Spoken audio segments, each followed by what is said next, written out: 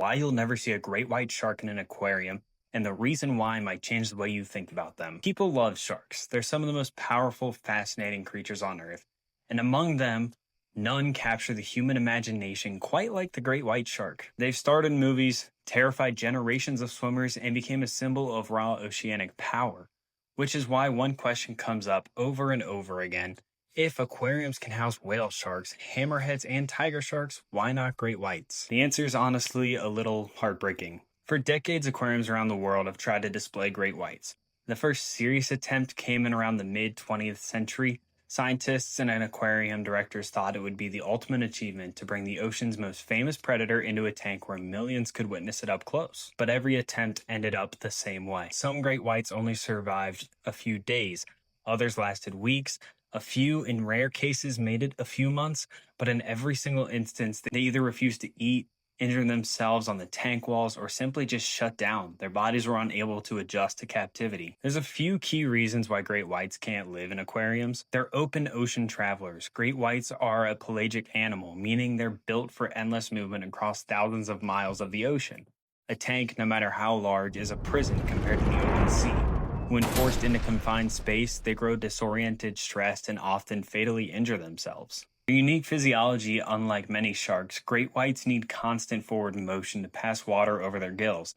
They can't stop swimming. In a tank, that constant motion means running into walls, scraping against glass, and exhausting themselves. Great whites are considered apex predators that rely on complex hunting strategies in captivity. They often refuse to eat because the food isn't presented in the way that they expect.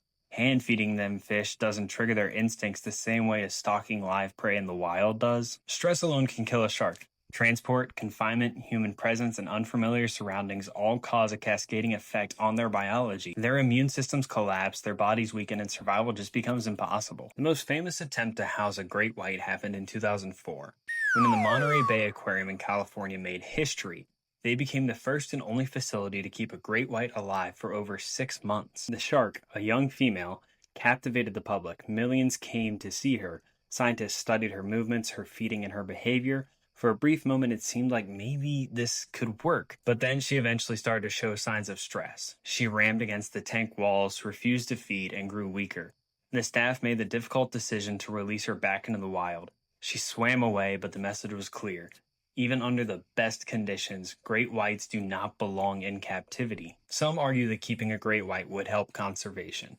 That if people could see them up close, they'd stop fearing them and start protecting them. But the evidence points the other way. Captivity almost always ends in suffering and death for the shark.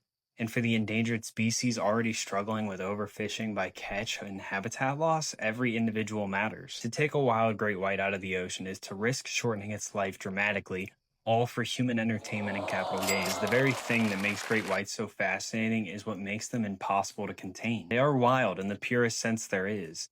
They're built for speed, distance, and power. They aren't meant to circle in tanks bumping into glass while tourists snap photos. Great whites remind us that some creatures are meant to remain mysteries, seen only in their natural environment, never behind glass. If you truly want to see great whites, there's several ethical options. Shark diving tours in places like South Africa, Mexico, and Australia let you encounter them in the wild while respecting their space. Research footage from scientists offer incredible close-up looks without harming the sharks. Documentaries are all over Disney Plus and Hulu. I'm going to be dropping a recommendation, but that's the best place to see them, is in the vast, uncontainable ocean. Most importantly, we can all support conservation efforts that protect their populations. Because while we'll never see them in aquariums, we still have the power to ensure future generations can witness them in the wild. So the next time you wonder why aquariums don't keep great whites, remember, it's not because they don't want to, it's because they can't. And more importantly, they shouldn't. And that answers the question,